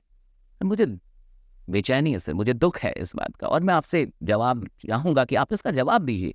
इसका क्या मतलब है? आज तक आपने आसान है सिखाया, आज आप कह रहे हैं मुश्किल है। तो फिर वो 18 साल का बच्चा आज अगर वो आपकी बात मान गया कि दूर से आसान है, अंदर में मुश्किल है, तो जीवन भर उसे यही लगने वाला है। और हर काम में थोड़ी बहुत मुश्किलें हैं। मुझे नहीं लगता कि कोई भी काम आसान है, लेकिन इंसान अपनी मेहनत और अपने समर्पण से किसी भी मुश्किल काम को आसान बना सकता है। खैर, बात इसकी थी कि मुझे ये किसी भी तरीके से स्वीकार नहीं है कि आप जो हम सब के आदर्श हैं, आप जो करोड़ों लोगों को, मतलब न जाने कितने लोग, और सिर्फ भारत में नहीं पूरी दुनिया में आपसे प्रेरित हुए होंगे, उसकी तो गिनती भी नहीं हो सकती। आपने उन सब लोगों को जीना सिखाया है। आपसे ये बात मैं नहीं सुनना चाहता। बाकी अगर दर्शक सुनना चाहते हैं, जनता सुनना चाहती है, तो वो भी प्लीज बता दे। मैं संदीप सर से ये बात नहीं सुन सकता कि कोई चीज मुश्किल है, राइट? और इतनी भी मुश्किल तो नहीं है जिस काम के बारे में आप बता रहे हैं। बच्चे बेच ही रहे हैं, बच्चे कर ही ले रहे हैं। हाँ, मैंने पहले ही बच्चों को क्या करना चाहिए, नहीं करना चाहिए, इसकी बात की है। अंत में भी बच्चों से बात करूंगा। मैं तो बच्चों को भी गलत कहने में डरूंगा नहीं, मैंने पहले भी वीडियो में बोल दिया है, आगे भी बोलूंगा, चाहे बच्चे मुझे गाली दे के क्यों ना जाएं, लेकिन जो सच है वो सच है। बढ़ते हैं आगे। सर इसी वीडियो में और इसी बात में आपने आगे एक बात कही है कि हो सकता है शॉर्ट टर्म में बहुत मजा आ रहा है, लेकिन आने वाले टाइम में चीजें और मुश्किल होते जाएंगी। मतलब वो पहले से ही बच्चा डर गया, आगे आपने और डरा दिया उसे। अब वो बच्चा कहता है कि हाँ सर डिक्लाइन कर रहा है, बिजनेस धीरे धीरे धीरे खत्म हो रहा है, ऐसा वो महसूस भी करने लगा, वो बोल भी रहा है कि बिजनेस धीरे धीरे खत्म हो रहा है। आप कहते हैं खत्म होना ही है, सैचुरेशन पॉइंट आएगा ही आएगा। फिर आप कहते हैं खत्म होना ही है। सर ये बिल्कुल वैसा मुझे लग रहा है जैसे आज से 20 साल 30 साल पहले कोई ऐसा बोले कि एक दिन सबके घर में टेलीविजन पहुंच जाएगा तो टेलीविजन बनाने वाली कंपनियां बर्बाद हो जाएं। एक दिन आने वाले 20 साल में सबके हाथ में मोबाइल हो जाएगा तो फिर मोबाइल बनाने वाली कंपनियां बर्बाद हो जाएंगी, फिर मोबाइल बिकेंगे ही नहीं। ये बिल्कुल ऐसा ही लग रहा है सर कि एक दिन सैचुरेशन पॉइंट आ जाएगा, कोर्सेज बिकेंगे ही नहीं, मतलब कोई कोर्स लेगा ही नहीं, कोई खरीदेगा ही नहीं। सर ये बिल्कुल ऐसी ही बात है। सर आप जानते हैं कि जब तक दुनिया रहेगी तब तक इधर लोग छोटे से बड़े होंगे, यानी कि बच्चे से इंसान यंग होगा, एडल्ट होगा, और डेफिनेटली वो सीखेगा ही सीखेगा। तो ये कहना कि कोर्सेज का बिजनेस या फिर ऑनलाइन एजुकेशन का बिजनेस एक दिन सैचुरेशन पॉइंट पे आ जाएगा, सर आपको नहीं लगता ये बिल्कुल ऐसा ही है जैसे 20-30 साल पहले किसी ने सच में ऐसा कह दिया हो कि टेलीविज़न एक दिन बनाने वाली कंपनियां बर्बाद हो जाएंगी, मोबाइल एक दिन सबके हाथ में पहुंच जाएगा, फिर क्या होगा। तो अगर सोचना है तो ऐसे भी सोच सकते हैं, फिर कोई धंधा ही नहीं होगा। लेकिन ये कितना सच है, कितना झूठ है, या कितना सही गलत है, आप खुद भी सोचिए। सारे लोगों से मैं कह रहा हूँ अपना दिमाग खोलिए, कैसे सैचुरेशन पे पहुंच जाएगा? फिर तो अभी तक पहुंच जाना चाहिए। दुनिया कब से चल रही है, एजुकेशन कब से हो रहा है, बहुत पहले से हो रहा है ना। चलिए 300 साल ले लीजिए, 200 साल तो अंग्रेजों ने ही हम पे राज कर लिया था, 300 साल ले लीजिए, 300 साल में सैचुरेशन नहीं आया। कैसे आएगा सैचुरेशन? सैचुरेशन नहीं आएगा बिजनेस में कि सबके हाथ में मोबाइल हो गया तो अब मोबाइल नहीं बिकेंगी, सबके घर में टेलीविजन पहुंच गया तो अब टेलीविजन नहीं, सबके घर में वॉशिंग मशीन चला गया तो अब ऐसा नहीं होता। चीजें बाकी रहती हैं, और भी लोग होते हैं, नए लोग आते हैं, राइट, और बाजार चलता ही रहता है। ऐसा भी सैचुरेशन पॉइंट कम से कम शिक्षा में तो नहीं आने वाला, मुझे ऐसा लगता है। आपको क्या लगता है? कमेंट करके बताइए। वीडियो में आगे बढ़ सर, वीडियो में आप आगे उस बच्चे से कहते कि अगर इतना ही सेलिंग स्किल है तो इंश्योरेंस एजेंट बन जाओ। और इंश्योरेंस एजेंट क्यों बन जाओ, पॉलिसी क्यों बेचो, आप ये भी बताते हैं। क्योंकि एक बार अगर आप किसी को पॉलिसी बेच दोगे तो जब तक वो चलेगी 10 साल 20 साल आपको लगातार बार बार पैसे आते रहेंगे। दैट्स ग्रेट, ये अच्छी बात है, बिल्कुल ऐसा होता है। अब आप एक बात और कहते हैं कि वहां यानी कि एफिलिएट के प्रोग्राम में, और एफिलिएट जो भी कंपनियां चल रही है वहां आपको लोग दिखाएंगे कि 5 लाख कमा लिया इसने, 10 लाख कमा लिया, या 20 लाख रुपए कमा लिए। और फिर आप कहते हैं कि मैं आपको कई ऐसे इंश्योरेंस एजेंट से मिलवा सकता हूं या दिखा दूंगा जिन्होंने करोड़ों रुपए कमाए हैं। सर मैं आपसे जानना चाहता हूं, क्या आप ऐसे लोगों के नाम नहीं बता सकते? एमएलएम वाले जिन्होंने करोड़ों रुपए कमाए हैं, सच में कमाए हैं, आप तो अच्छे से जानते हैं। क्या आप ऐसे लोगों का नाम नहीं बता सकते? मुझे लगता है कि ऐसे लोगों का भी नाम बताया जा सकता है या दिखाया जा सकता है जिन्होंने एफिलिएट से भी करोड़ों कमाया होगा। क्या मैं गलत बोल रहा हूं? आप जो ये बात कह रहे हैं कि मैं दिखा दूंगा कि बीमा के क्षेत्र से जो बीमा एजेंट हैं जिन्होंने करोड़ों रुपए कमाए, सर कमाए तो एफिलिएट में भी बहुत लोग हैं जिन्होंने करोड़ों कमाया होगा, और एमएलएम में तो न जाने कितने लोगों ने करोड़ों कमाया है और उन्होंने टैक्स भी भरा है। तो सर इस बात का क्या मतलब है यहाँ, मुझे बिल्कुल नहीं समझ में आया। हाँ, एक बात समझ में आती है कि आप उस बच्चे से कहते हैं कि तुम बीमा इसलिए बेचो क्योंकि एक बार बेचोगे और बार बार पैसा आएगा। सर अभी इसी वीडियो में आप पहले कहते हैं कि शॉर्टकट में नहीं चलना है जी, शॉर्टकट की तरफ नहीं देखना है, और वर्क फ्रॉम होम को आपने कहा कि यह मेहनत नहीं, ये शॉर्टकट है। और फिर आगे आप जो इस पूरी बीमा के पीछे ड्राइविंग फोर्स क्या है, यही है ना कि आसान है, पैसा बार बार आएगा। कुल मिला के तो आप यही ड्राइविंग फोर्स दिखा रहे हैं, पैसा बार बार आएगा। सर मैं आपसे जानना चाहूँगा, बिल्कुल सही कह रहे हैं आप, लेकिन एक बात बताइए, एक मॉल होता है सर, और उस मॉल में बहुत अलग अलग दुकानें होती हैं, बहुत अलग अलग चीज़ें होती हैं सर। जो मैकडी होता है या KFC होता है या कुछ और ऐसे जो भी चीज़ें हैं, दुकानें हैं, आप देखिए वहाँ बहुत भीड़ जाती है। लेकिन उसी मॉल में क्रॉसवर्ड भी होता है, जहाँ किताबें बिकती हैं, स्टेशनरी बिकती हैं, और वहाँ उतनी भीड़ कम से कम नहीं होती जितना कि बाकी जगह होती है। सर अगर लोग ऐसा ही सोचें कि सिर्फ पैसों के बारे में सोचें, फिर कोई किताबों वाली दुकान ना खोले, कोई स्टेशनरी वाली दुकान ना खोले। जब यही सोचे कि बस पुल ही होना चाहिए और ऐसा सोचने लगे, सर वो बीमा बेच हो सकता है किसी का, आपने इंटरेस्ट की बात ही नहीं की कि उसका इंटरेस्ट है कि नहीं। आप बीमा में इसलिए सिर्फ ला रहे हैं क्योंकि बार बार पैसा आएगा, यानी ड्राइविंग फोर्स प्योरली पैसा बना रहे हैं आप, इसी के तो अगेंस्ट थे आप। इसी वीडियो में आप कह रहे हैं कि पैसों से ये ऐसे शॉर्टकट में पैसा वैसा नहीं कमाने का है, अभी 1 साल 4 साल कुछ ऐसा करने का है, और फिर आप आगे पैसों पे घूम फिर के आप फिर पैसों पे ही आ गए हैं।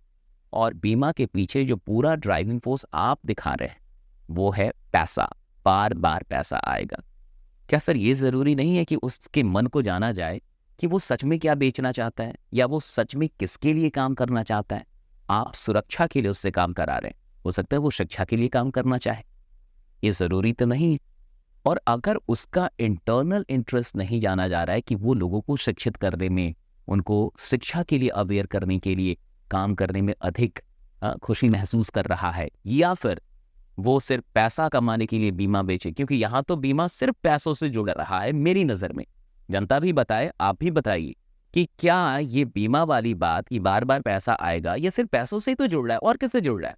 मुझे लगता है एक अच्छा इंसान, एक मैच्योर्ड इंसान ये लोगों से जानना चाहेगा कि आप क्या बेचना चाहते हैं। फिर तो सर ऐसे देखा जाए तो सबसे आसान शराब बेचना है, फिर तो जहाँ पुल ही पुल है, पुश है ही नहीं। दूध बेचने में तो घर जाके देना पड़ता है, शराब तो खुद ही लोग लेके जाते हैं। फिर तो ऐसी कई चीजें हैं जहाँ पुल ही पुल है, लोग ही लोग आएंगे, बार बार आएंगे, हमें जाना भी नहीं है, कोई एडवर्टीजमेंट करने की भी जरूरत नहीं है। तो फिर तो अच्छी चीजें कौन बेचेगा? फिर और भी चीजें हैं दुनिया में बेचने के लिए, क्योंकि मुझे लगता है कि बिजनेस सिर्फ पैसा बार बार आएगा इससे तो देख के कोई नहीं करता है। आपने भी कई बार बोला है कि आपके अंदर क्या है, आपके इनसाइड क्या चल रहा है, आप किस चीज से खुद को रिलेट कर रहे हो, आपकी जिंदगी का पर्पस क्या है, आपको क्या लगता है, आपको किस चीज में खुशी मिल रही है, वो देखना जरूरी है। मुझे खुशी मिल रही है टीचिंग में, पढ़ाने में या शिक्षा के लिए काम करने में, और आप मुझे भेज दो बीमा बेचने में। मैं कैसे बेचूंगा सर? 1-2 दिन बेच भी लूंगा या 2-3-4 महीने, बट आगे नहीं कर पाऊंगा ये काम। कितने लोगों को मेरी बात सही लग रही है प्लीज कमेंट में जरूर बताइएगा। मुझे नहीं लगता कि सिर्फ पैसों के लिए आपको कुछ बेचना चाहिए, आपको अपना इंटरनल इंटरेस्ट भी देखना चाहिए कि आपकी इनर कॉलिंग क्या है, तभी आप किसी भी फील्ड में कामयाब होंगे। सर आप भी जरूर बताइएगा। आगे और बढ़ते हैं। सर इंश्योरेंस के लिए आपने एक और बात कही है, एक और तर्क दिया है कि ये 20 साल पहले भी था, आज भी है और 20 साल बाद भी रहेगा। सर मैं आपसे हाथ जोड़ के ये पूछना चाहता हूँ, क्या एजुकेशन में आपको कोई दिक्कत दिख रही है कि ये 20 साल पहले भी था, आज भी है और आगे नहीं रहे? क्या इसकी कोई गारंटी आपको नहीं दिख रही कि एजुकेशन भी आगे रहेगा? हम सबको, मैं आप सबसे पूछना चाहता हूँ, क्या आप लोग को नहीं लगता कि एजुकेशन आगे भी रहेगी, आगे भी इसकी नीड सच में रहेगी? आप खुद सोच के देखिए, अपना दिमाग खोलिए, क्या एजुकेशन की नीड जाने वाली है? बल्कि मुझे तो लगता है कि जिसको इंश्योरेंस भी बेचना है, फाइनली उसको भी सीखना तो पड़ेगा ही कि बेचना कैसे है, बात कैसे करनी है, कैसे ऑब्जेक्शन हैंडल करना है। सेल्स तो सीखना ही पड़ेगा, सब कुछ सीखना होगा, स्पीकिंग सीखनी होगी, ये सारी बातें तो सीखनी होगी। तो एजुकेशन भी तो आगे रहेगी। ऐसा तो नहीं है कि 20 साल बाद ये कहीं जाने वाली, या कोर्सेज ही कहीं जाने वाली, या मैं ऑनलाइन कोर्स की बात कर लेता हूँ। जमाना जितना आगे जाएगा, टेक्नोलॉजी उतनी आगे बढ़ने वाली है, तो ऑनलाइन तो दुनिया हो ही रही है, धीरे धीरे और होते जाएगी। मुझे नहीं लगता कि एजुकेशन आगे नहीं रहेगा या इसमें कोई खतरा है, लेकिन बच्चों को ऐसा लग चुका है। आपने कई लोगों को ऐसा समझा दिया सर, क्यों समझाया मुझे बिल्कुल नहीं पता चलता है कि आखिर ऐसा आप क्या देख रहे हैं और क्या आपको ऐसा लग रहा है जहां आपको दिक्कत महसूस हो रही है। दूसरी चीज, अगर वर्ड्स की बात आपने लास्ट में की है कि अगर वर्ड ऑफ माउथ बढ़िया है, अगर 90% लोग किसी चीज के बारे में सही बोल रहे हैं तो वो ठीक है, और अगर 10% लोग खराब भी बोल रहे हैं कोई बात नहीं, लेकिन अगर 90% लोग किसी चीज के बारे में गलत बोल रहे हैं तब वो गलत है। अब बात समझिए सर, ये बात आप यहाँ भी तो लागू कर सकते हैं कि अगर 90% लोग कोर्सेज से सेटिस्फाइड हैं या कंटेंट से सेटिस्फाइड हैं, उनको बढ़िया कंटेंट लग रहा है, तो डेफिनेटली वो सही है। लेकिन ये बात आपने नहीं कही है। दूसरी चीज आपने की actual need. Sir actual need तो कोर्सेज की भी है, एजुकेशन की भी है, ऐसा नहीं कि सिर्फ बीमा की है, वो तो कोर्सेज के लिए भी एक्चुअल नीड है। मैं आपसे ये जानना चाहूँगा, खैर मुझे लगता है मुझे नहीं बताना चाहिए, मुझे बीमा वाले कहीं अपना दुश्मन ना समझ लें, ऐसा बिल्कुल मत समझिएगा, राइट। इसलिए कुछ चीज़ें मैं बीमा की छोड़ देता हूँ, बस इतनी बातें बता रहा हूँ। 23 का आंकड़ा लेते हैं, 31 मार्च 2023 का 26,28,208 बीमा एजेंट हैं, इंश्योरेंस एजेंट हैं। 26 लाख। सर आपने एक बात कही उस बच्चे को कि 10 लाख लोग एक ही बात बता रहे हैं, लोगों को एक जैसे टारगेट कर रहे हैं, लोग पक जाएंगे, नहीं लेंगे, सैचुरेशन आ जाएगा। सर यहाँ 26 लाख लोग हैं, और सबसे बड़ी बात बीमा की कि हर किसी के रिश्तेदार में कोई ना कोई बीमा वाला होता है, कोई ना कोई होता है, और अधिकतर लोग अपने रिश्तेदार से ही इंश्योरेंस ले लेते हैं, बीमा ले लेते हैं। अगर मैं गलत बोल रहा हूं तो प्लीज आप सब मुझे बताइएगा। ये मेरा अपना व्यक्तिगत अनुभव है कि हर किसी के रिश्तेदारी में कोई ना कोई इंसान LIC में या किसी ना किसी बीमा को बेच रहा होता है, वो बीमा एजेंट होता है, और अक्सर लोग अपने रिश्तेदारों से ही ले लेते हैं। तो सर कोर्स से टफ तो मुझे ये लग रहा है, वहां 10 लाख लोग थे, यहाँ 26 हो गए, और ली भी लेते हैं रिश्तेदार से ही, और सबके घर में, सबके रिश्तेदार में कोई ना कोई पड़ा है। तो सर ऐसे तो देखा जाए तो हर चीज मुश्किल है, लेकिन आपने ही सिखाया है आसान है। सर जो भी मैंने बातें की हैं, मेरे अंदर ये कंफ्यूजन्स थे। मैं आपसे ये भी कह रहा हूं कि सिर्फ मेरे अंदर नहीं है, और भी लोग कैमरे के पीछे ये बातें कर रहे हैं, उनको भी कंफ्यूजन है, क्योंकि उन्होंने आपको अलग देखा है, हम सब ने आपको अलग देखा है, और आप हम सब के लिए आज भी महान हैं, कल भी महान रहेंगे, हमेशा महान रहेंगे। बात रही जो भी कंट्रोवर्सी चल रही है, उसकी बात मैं नहीं कर रहा। मैं अब थोड़ा सा बच्चों से बात करूंगा जो यूथ देख रहे हैं मुझे। एक बात याद रखिएगा, चाहे संदीप सर हो चाहे विवेक बिंद्रा सर हो, इन दोनों ने ही जिंदगी में बहुत अधिक ज्ञान अर्जित किया है, नॉलेज लिया है, तब ये यहां तक पहुंचे हैं। आपको ये देखना है कि आप किसी कोर्स को लेके, किताब को लेके सच में उसके साथ क्या कर रहे हैं। आपकी जिंदगी आपको बदलनी है। कोई भी इंसान सिर्फ आपको प्रेरित करेगा, लेकिन बदलाव सिर्फ और सिर्फ आपसे शुरू होगा। तो आप ये देखिए कि हम कितने ईमानदार हैं, हम कितना पढ़ रहे हैं, क्या सच में हमें लर्निंग की थर्स्ट है, हंगर है हमारे अंदर, क्या हम सच में बेहतर बनना चाहते हैं नॉलेज को लेके। हम में नॉलेज की जितनी भूख होगी, हम दुनिया से उतना ही ले पाएंगे। सर ने बिल्कुल सही कहा, इंफॉर्मेशन एरा है, इंफॉर्मेशन फ्रीली अवेलेबल है, लेकिन नॉलेज नहीं। सूचनाएं मुफ्त में मिल जाएंगी, लेकिन नॉलेज के लिए आपको अपना समर्पण लगाना होगा, फोकस लगाना होगा। बिना फोकस के आपको ज्ञान तो नहीं मिलेगा। यही फोकस हम नहीं लगा पा रहे, हमारा अधिकतर वक्त बर्बाद हो जा रहा है। मैं आपसे ये कहूंगा, अगर आप किसी भी कोर्स को ले रहे हैं, ठीक है, उसको देख लीजिए पहले कि वो कोर्स बढ़िया है कि नहीं है। मैं बीमा के लिए भी कुछ गलत नहीं बोल रहा, बहुत सही बात है, एक बार बेचेंगे बार बार आएगा। आपका अपना इंटरेस्ट होना चाहिए। बात यह है कि कुछ भी खरीदने से पहले आप उसे चेक कर लें कि वो आपके लायक है कि नहीं, आपकी जरूरत है कि नहीं। अगर आप सीखना चाहते हैं तो डेफिनेटली आपके लिए बहुत सारे कोर्सेज हैं। सर ने कहा किताबें हैं 200-300 की, मैं आपसे कहना चाहूंगा कि किताबें सिर्फ 200-300 की नहीं होती, 2000 की भी होती हैं, 1500 की भी होती हैं, 5000 की भी किताबें आती हैं। आपको विश्वास नहीं हो रहा, अमेज़न पे जाइए, खोज लीजिए, बहुत ऐसी किताबें पब्लिक स्पीकिंग पे जो 1500, 2000, 3000 की भी किताबें हैं, और लोग डेफिनेटली पढ़ते हैं, तभी वो 1500, 2000, 3000 की है, ऐसा नहीं है। मुझे इतना पता है, जिसको सीखना होगा वो 200-300 या 1000, 2000 रुपया नहीं देखेगा साहब। मैं एक लास्ट बात बता रहा हूँ। सर आपने डेल कार्नेगी की बात की, डेल कार्नेगी के इंस्टीट्यूट यहाँ इंडिया में भी डेल कार्नेगी इंस्टीट्यूट है। सर 3 दिनों की ट्रेनिंग की कीमत 41,000 है। मैं अपने टीम से कहूंगा उसको स्क्रीन पे दिखा देंगे, 41,000 स्क्रीनशॉट है मेरे पास। सर 3 दिनों की ट्रेनिंग, क्या 3 दिनों में इतना कुछ मिलने वाला है जो 41,000 का होगा? लेकिन मैं आपसे पूछता हूं, क्या 41,000 लोग नहीं देते हैं? वो 3 दिनों की ट्रेनिंग का 41,000 देते हैं, इसलिए डेल कार्नेगी इंस्टीट्यूट उनसे ले रही है, तो देने वाले हैं 41,000 भी। क्योंकि जिनको सीखना है उनके लिए 41,000 या 2,000 4,000 मायने नहीं रखता, और जिनको सीखना ही नहीं है भैया उनको सब कुछ फ्री में दे दो फिर भी नहीं सीखेंगे।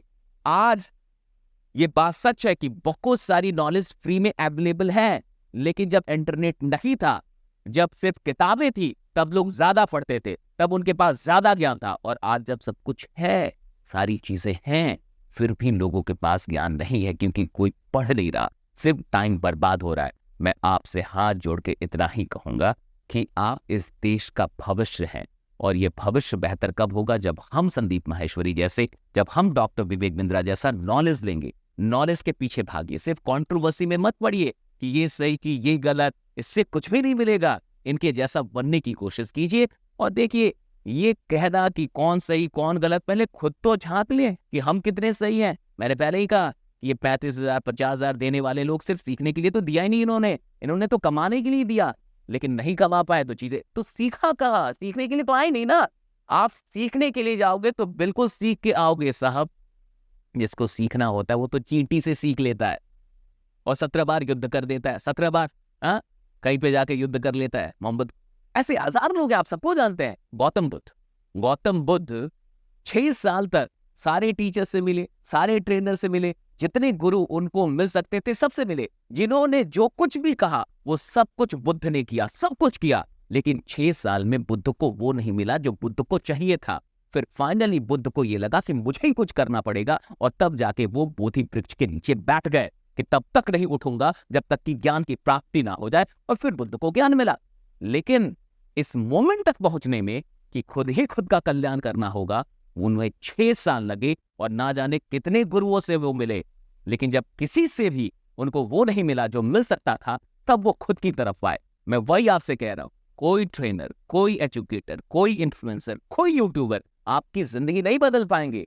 आपको खुद ही करना होगा, हम सबको खुद करना होगा। हम सब एक दूसरे की सहायता कर सकते हैं, एक पॉजिटिविटी बना सकते हैं, जो इन दोनों ही लोगों ने किया है, बड़े लेवल पे किया है, अपने लेवल पे बहुत बड़ा काम किया है। मैं भी आपसे यही चाहता हूं कि आने वाले वक्त में संदीप सर भी तो यही चाहते थे कि बहुत सारे संदीप माहेश्वरी हो, लेकिन आज वो एक स्ट्रक्चर की बात कर रहे हैं। कैसे कर रहे हैं सर? आप कह रहे हैं कि कोई स्ट्रक्चर है, उसमें आप स्टैंड नहीं करते। सर ये आपका सपना था कि बहुत सारे संदीप माहेश्वरी होने चाहिए। तो सर एक गांव में किसी एक छोटी सी जगह पे कोई बच्चा होगा जो किसी को पढ़ा रहा होगा, किसी की हेल्प कर रहा होगा, वहां सर आप नहीं जा सकते, वहां डॉक्टर विवेक बिंद्रा नहीं जा सकते। वहां के लिए वही बच्चा संदीप माहेश्वरी है, वही बच्चा विवेक बिंद्रा है। और मुझे लगता है कि हर इंसान कुछ लोगों को सिखा सकता है खुद को बेहतर बना के। बहुत बहुत शुक्रिया। अगर आपको ये वीडियो खराब भी लगी हो तो मुझे गाली दे दीजिएगा, मुझे जो करना है कर दीजिएगा, मुझे सब्सक्राइब नहीं करना, आपको हटाना हटा दीजिएगा, लेकिन मेरे लिए ये वीडियो बहुत ज़रूरी था। संदीप सर अगर आप देख रहे हैं तो मैं आपसे हाथ जोड़ के बात कर रहा हूँ। मेरी जो भी दुविधा है, जो भी कन्फ्यूजन्स हैं, उसे दूर जरूर कीजिएगा, मुझे बुला के ना सही किसी वीडियो में। और बिंद्रा सर अगर आप देख रहे हैं तो मैं आप दोनों को ही बहुत बहुत अधिक इंस्पायरिंग मानता हूँ। आइडियल हैं आप दोनों ने भारत के लिए बहुत कुछ किया है। और जितने भी बच्चे हैं, यंग लोग हैं, पढ़ो, खूब सीखिए। ये आपका वक्त है, आगे आप भारत को लीड करेंगे। बहुत बहुत शुक्रिया। जय हिंद, जय Bharat. Thank you so much.